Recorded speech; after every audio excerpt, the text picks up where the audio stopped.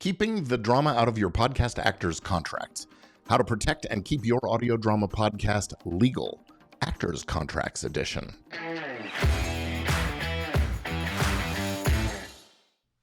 Well, there's our new, quicker, shorter intro. I hope you like it and just try to punch things up here. Welcome to another episode of Legit Podcast Pro, where I share tips and strategies and information to help creative folks like you make your content, have your impact, and achieve influence without fear or worry about the legal stuff.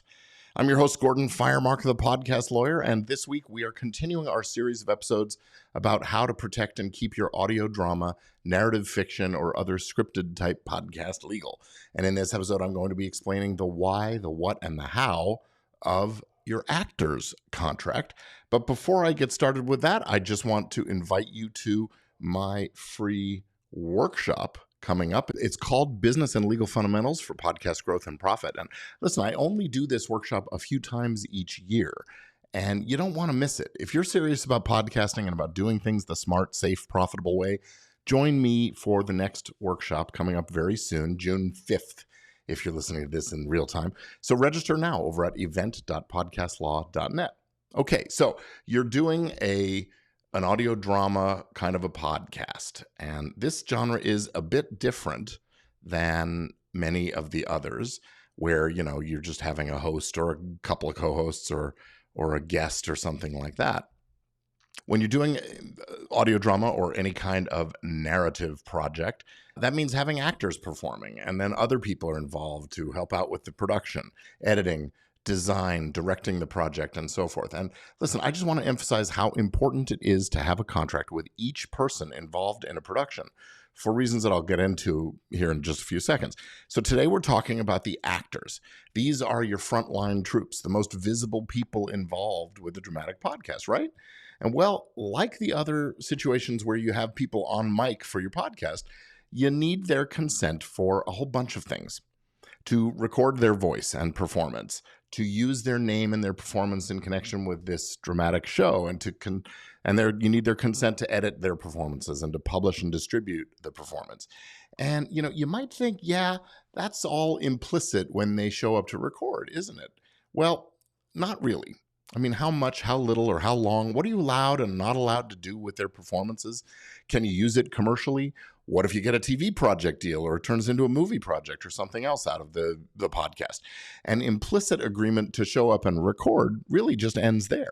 It's just so much better to get the full scope of the consents you need and get them handled right up front.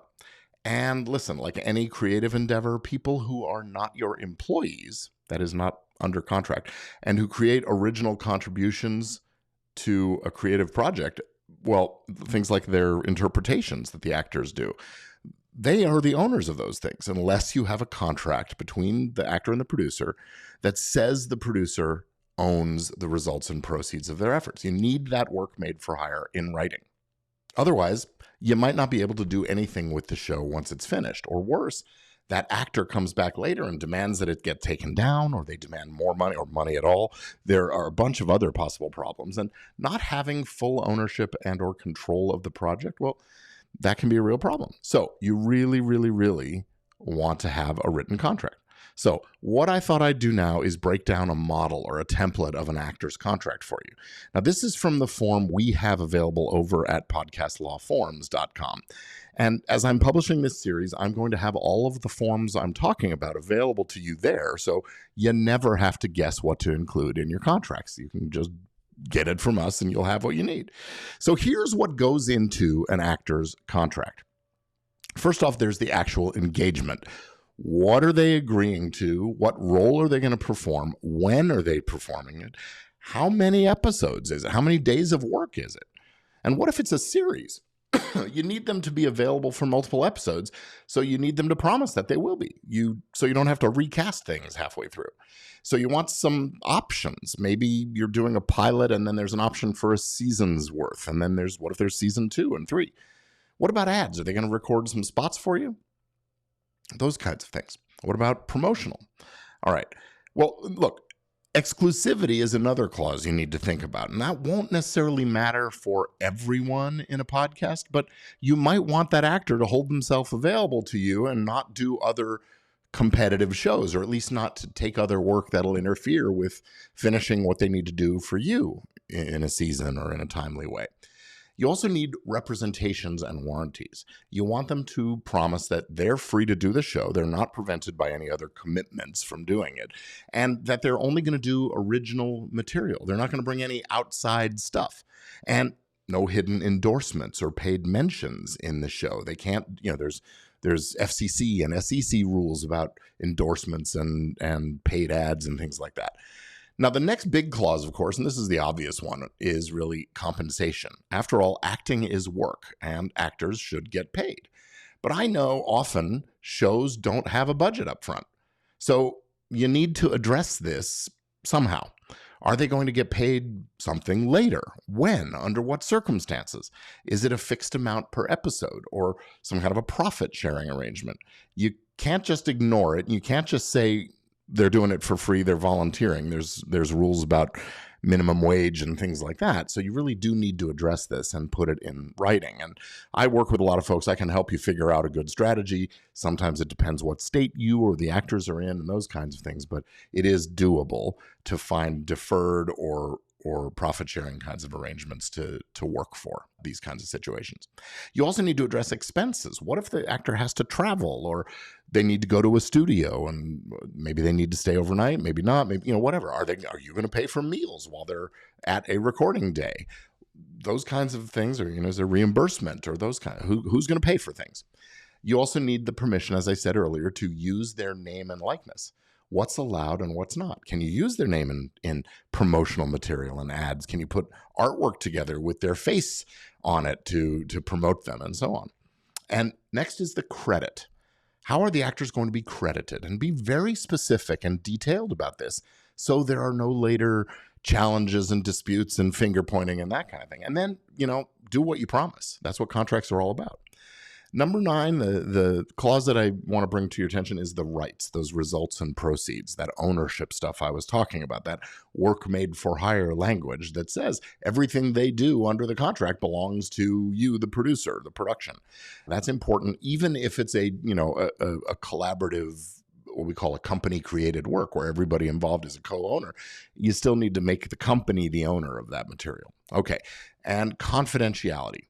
Now, this may not be something you've thought about, but you probably don't want your original storyline and plot twists and the drama getting out until the episodes go live in their sequence. So you want to get a confidentiality clause in your contract. And it can be really important to do that. You also want to make sure that you are in some control of how the publicity for the show is handled, so that the social media, the tweets and the Instagrams and those kinds of things are all pre-approved by the production, rather than people randomly shooting and taking pictures and showing that kind of stuff. And then there's the boilerplate about notices and what happens if there's a dispute and those kinds of things. So you really want to get this kind of contract for every person who is in your cast. That way, even the one who's just coming in for a day player, for a bit part or something, that way you'll have what we lawyers call a clean chain of title that'll allow you to do anything under the sun with the podcast without having to worry, without the distributors worrying. Because after all, distributors, and by that I mean the podcast hosting companies and the platforms, they don't want to get sued because of your podcast any more than you do. This episode is brought to you by Easy Legal Forms and Templates for Podcasters. If you're a legit podcast pro, you want to protect your intellectual property and ensure that content is used appropriately. Easy Legal Forms and Templates for Podcasters can help. Our form store at podcastlawforms.com provides a variety of legal forms and templates specifically for podcasters, including host and co-host agreements, DMCA takedown notices, release forms, and much more. With these easy downloadable templates, you can customize the forms you need in just minutes. Plus, our affordable bundle and a la carte pricing makes it easy to get the protection you need without breaking the bank. Visit podcastlawforms.com today. Easy, legal, affordable forms and templates for podcasters. Podcastlawforms.com. Now, I do want to say a word or two about the union and working with professional actors. Now, fundamentally, all the same things apply that I was just saying, whether your actors are members of SAG-AFTRA or not. But if they are members, then you'll need to have a look at the agreements that union has put out there for podcast use.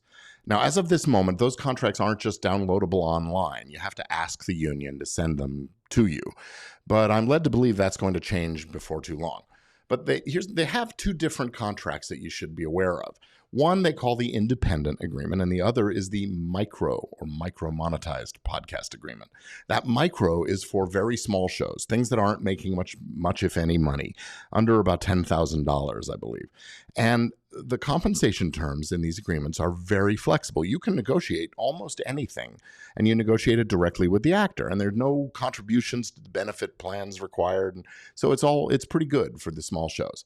But if you are over that $10,000 in revenue threshold, you can go with the independent podcast agreement. And actually, you don't even have to be above the 10,000. If you want to use that in the agreement so you can pay benefits to the actors and those kinds of things, you can. Benefits are actually fixed at 20% of whatever it is you're paying the actor. And that's also still totally negotiable. No minimums required. But the indie agreement does require that the production is housed under a company, an LLC or a corporation. The union wants to know that they're dealing with a serious business, that it's a bona fide, legitimate podcast. So what if you want to use the union agreements, but not all or maybe none of your actors are union members?